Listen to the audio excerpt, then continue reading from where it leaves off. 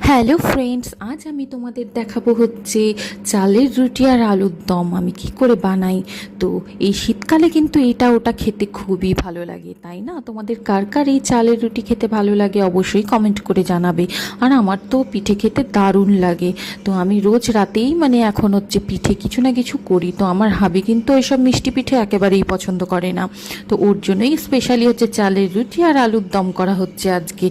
ওর খুবই ফেভারিট এটা হচ্ছে চালের রুটি আর আলুর দম। আমার যদিও এটা হচ্ছে চিকেন বা হাঁস মাংস দিয়ে খুব ভালো লাগে। হাঁস মাংস কিন্তু আমার হাবি খায় না। তোমরা কে কে হাঁস মাংস খেয়েছো বা খাও, পছন্দ করো অবশ্যই কমেন্ট করে জানিও।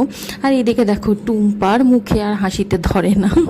তো চলো আমরা এই দুইজন মিলে মজা করে করে করছি চালের রুটি আর আলুর দম।